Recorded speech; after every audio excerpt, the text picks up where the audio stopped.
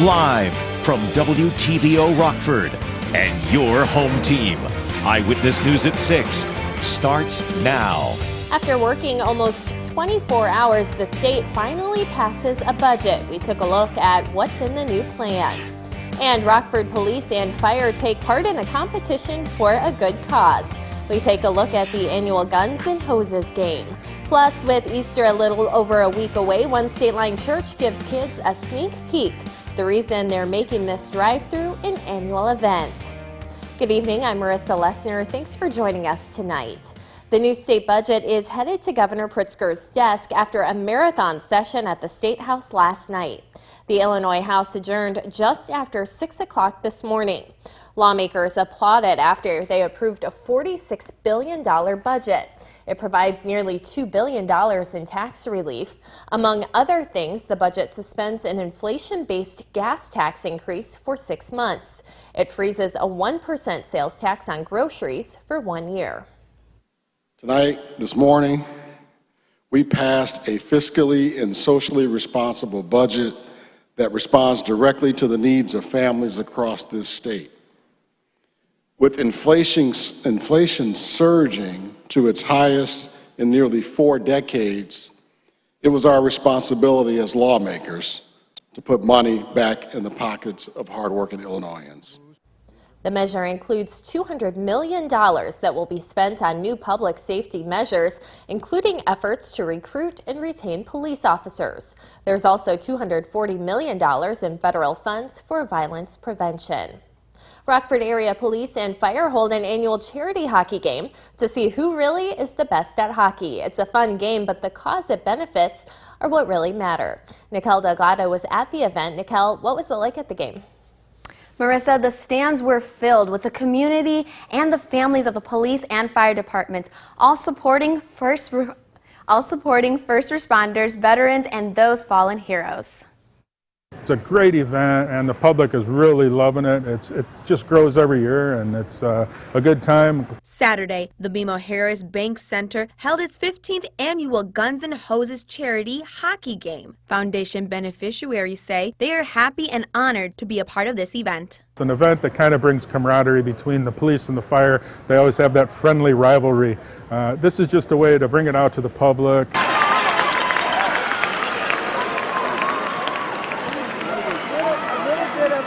Organizers tell me that our first responders are humans before they put their badges on. This game does just that, showing the public that they are just like anyone else. Supporting first responders, veterans, children in need, and Jamie himself used to play hockey.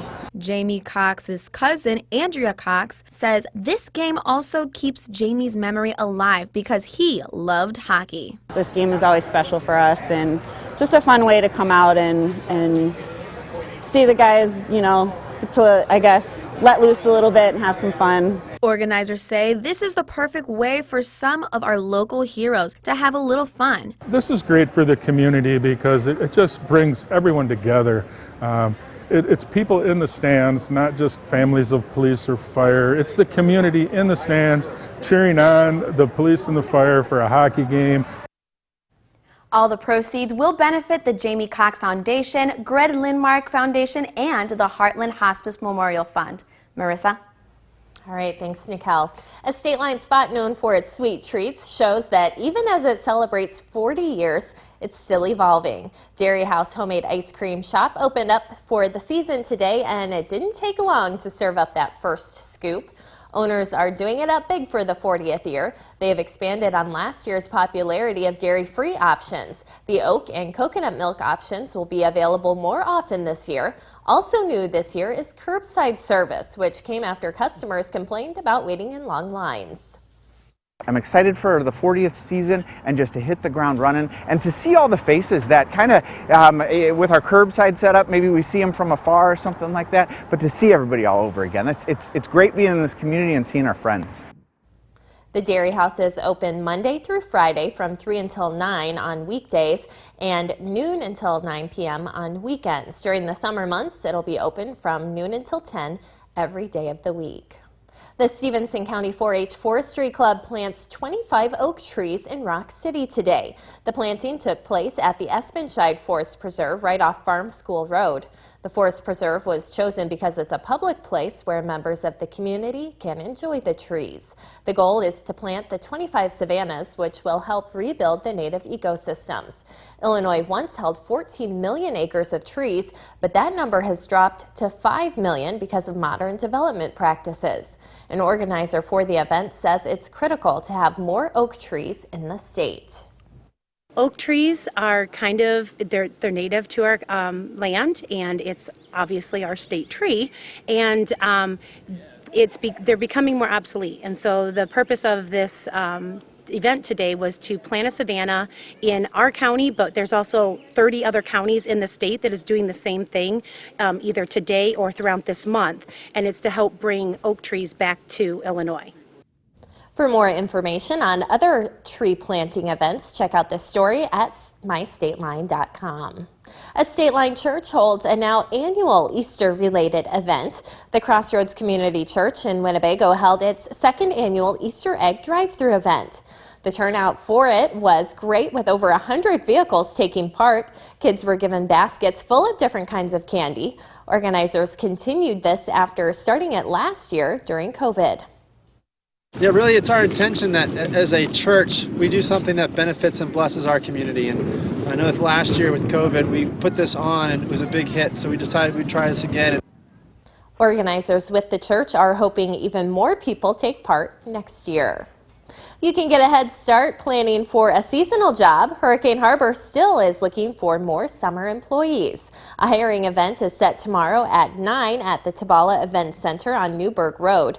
Open positions include aquatics, food, guest relations, and security. You need to bring your social security card and a valid ID. Employees get perks, including free admission to the water park. Welcome back. Dozens are dead and wounded after a missile hit a train station in eastern Ukraine where thousands had gathered. Officials say the crowd of mostly women and children were trying to flee a new looming Russian invasion. ABC's Karina Mitchell has the latest. At least 50 people are dead and more than 100 hurt after the single deadliest attack on civilians since Russia invaded Ukraine. A missile hitting a train station in eastern Ukraine where thousands had gathered trying to flee. Ukrainian officials say Russia was behind the attack. The region's governor said, quote, "The enemy clearly knew it is a rail station and did it to prevent people from leaving the region." There were individuals that had burned alive in these cars. These were innocent women and children and grandmothers trying to evacuate on trains, and they were the target of this attack. Russia denies it was behind the bloodshed, but the Pentagon is adamant this was their doing. Friday, the president of the European Commission visited Bucha with top Ukrainian officials. Ukraine says Russian troops killed hundreds of civilians there. She appeared visibly moved when they saw a mass grave. Later, the EU's president gave Ukrainian President Volodymyr Zelensky some paperwork which marks the first step toward membership in the EU.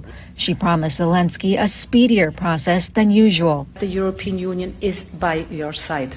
We stand by your side. This is the message that, dear Volodymyr, I want to bring to you, but also to the Ukrainian people. Meantime, it looks like Russian forces are wearing thin. Military experts estimate over 10,000 Russian soldiers have been killed as the war enters its 7th week. Karina Mitchell, ABC News, New York. President Vladimir Putin may use the Biden administration's support for Ukraine as an excuse to meddle in U.S. politics. U.S. intelligence agencies say it's likely Putin will authorize measures like the ones that are believed to be used in the 2016 and 2020 president election in support of former President Trump. Intelligence says it's not clear which candidates Russia may try to promote or what methods it might use. U.S. taxpayers may have contributed millions of dollars to buy and deliver satellite-based internet service to Ukraine. Right after the Russian invasion, billionaire Elon Musk tweeted that his Starlink company was sending thousands of terminals to keep Ukraine connected to the web. At the time, it was thought that Musk donated the terminals, but the Washington Post reports that a U.S. government agency agreed to buy 1,500 of the terminals and pay for transportation costs, adding up to $3 million, while Starlink donated roughly 3,600 terminals. The Post reports that questions about this deal are largely going unanswered. Now, your first warned weather forecast from meteorologist Joey Marino. What a big difference we saw from 24 hours ago. Today we got to see full sunshine, maybe a few passing clouds at times, but also temperatures much closer to seasonable levels. We topped out at 53 in Rockford, 54 in Janesville, and 54 out in Savannah. But as you can see, as we roll into the evening hours, we got plenty of sunshine. We don't have a cloud in the sky over downtown Rockford. Hopefully you were able to enjoy some of that sunshine today, but if you didn't, we got more in store for us tomorrow. Now, temperatures right now still in the low 50s across much of the area. 51 in Monroe, 52 in Freeport. We got 53 in Sterling, 54 up in Janesville, and the lone one in the 40s is DeKalb at 49 degrees. Now, with high pressure moving in from the west, as you can see, we have sun-filled skies as we roll into the evening hours. We got a few clouds moving in to eastern Iowa, right around the Waterloo area, even up towards Mason City. But we are going to keep a few clouds in the works overnight, but once we get into tomorrow, we'll see plenty of sunshine as that ridge of high pressure that I just talked about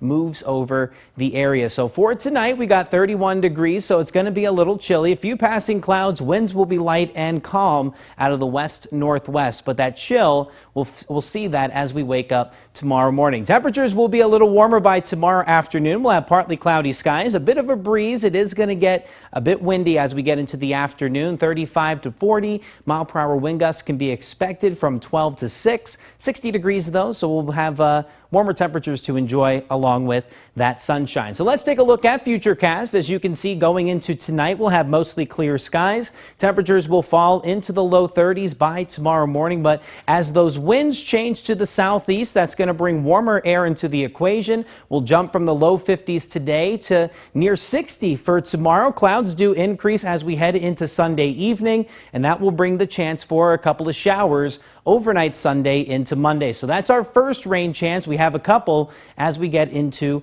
next week. Temperatures tomorrow near 60, and then we'll keep the 60s in the works for the start of the work week. But as I mentioned, that first system making its way in late Sunday into Monday. That's going to bring us a chance for a couple of scattered showers into early Monday morning. Then we'll see some sunshine peek through the cloud cover by Monday afternoon. A warm front does lift into the region late Sunday. That's going to bring enough instability into our atmosphere for a couple of scattered thunderstorms along with a couple of showers late Tuesday into Wednesday. And then it's not until Tuesday that we do have the potential for severe storms with a cold front. That same cold front with the same storm system midweek is going to give us that chance for thunderstorms, some of which could be strong to severe. Now, the Storm Prediction Center earlier today did place a portion of the state line under a 15% severe risk for severe storms. So we just got to monitor the threat for thunderstorms on Wednesday. That's the best chance that we'll have for severe thunderstorms. But following that, we do drop into the 40s. We got a couple of warm days to start the work week.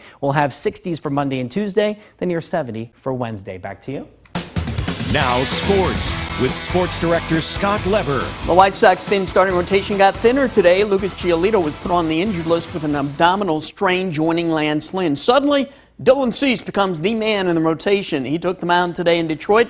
Going to start with Eloy Jimenez at the plate, top of the first. Singles past Javier Baez. That scored Luis Robert and Jose Abreu. 2-0 Sox.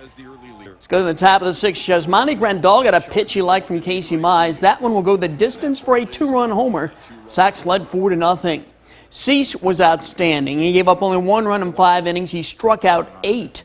He runs his career record against Detroit to 9-0, and the White Sox get their first win of the season, 5-2. All right, Cubs and Brewers playing ball at Wrigley Field. Beanball. 4th inning, Brandon Woodruff hits Wilson Contreras on the elbow.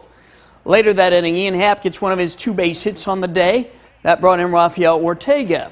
Now, Happ coming up again in the 7th, and he gets hit right on the knee by Trevor Gott. 3 Cubs were hit by pitches in the game. So in the 8th inning, retaliation time, Keegan Thompson hits Andrew McCutchen. The dugout's cleared, no punches thrown, just a lot of staring at each other. I have a feeling this will be continued tomorrow. The Cubs beat the Brewers 9-0.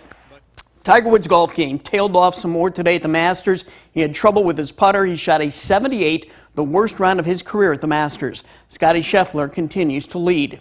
The NFL stunned by the news of the death of Steelers quarterback Dwayne Haskins. He was hit by a dump truck early this morning in South Florida while trying to cross a highway. Haskins would have competed with Mitch Trubisky for the starting job in Pittsburgh. Next year at this time, the Rock Valley College softball team will be competing at the Division II level instead of Division III. The Golden Eagles got a taste of that today. They hosted Division II power Triton College in a doubleheader. Triton is ranked 13th in the nation in D2, Rock Valley #1 in D3. The wind was blowing out and Triton took advantage of it in the top of the fourth. Melissa Gonzalez, a solo home run. It was 2-0 Triton. Couple batters later, Caitlin Cherry blast one, almost the same spot, the wind propelling it over the fence. RVC was in a 4-0 hole. Bottom of the fourth, the Golden Eagles got on the board thanks to a bases-loaded walk by Ava Martin, the Hononegah grad. That scored Boylan grad Ashley George. Bottom of the fifth now, Evie Polsfus smashes a double to the base of the left field fence for the Golden Eagles. That brought home 2 runners, making it 4-3. The Golden Eagles came up short in that game, losing 7-6. We're still waiting on a final from Game 2. At the high school level, there was a great softball matchup at Belvedere. The Bucks hosted North Boone in a non-conference game. Bottom of the third inning, Bucks going to get a leadoff double from Kennedy Coryell. She would later score on an infield grounder, and the Bucks led 3-1. To the top of the fourth, North Boone senior slugger Kaylee Whitty lays into a McKenna Morris pitch. That went for a leadoff triple. Whitty later scored on a sac fly. Belvedere still led 3-2, top of the seventh, but a couple errors opened the door for the Vikings, and they went right through that door. Lauren Stefik had this big 2-run triple that carried over the center fielder. Then it's Whitty up again, slapping one past the second baseman. Another hit, 2 more RBI. Big 6-run seventh for the Vikings. North Boone took game 1 of this doubleheader 8-3. North Boone also won the second game 13-2. And as we go into tonight, I mean, pretty quiet conditions. Couldn't ask for a better day. Nice day today. I mean, last time I was with you, it was snowy. Yeah, big changes. You've redeemed yourself. I have. Let's take a look at our First Warn Interactive Radar, sponsored by Rockford Auto Glass and more. Quiet going into tonight, as you can see with the 7-day, 60s to start the week, and even sneaking in a 70 in there. So pretty nice. Yeah, very nice. All right, well, that's going to do it for us. Have a great night.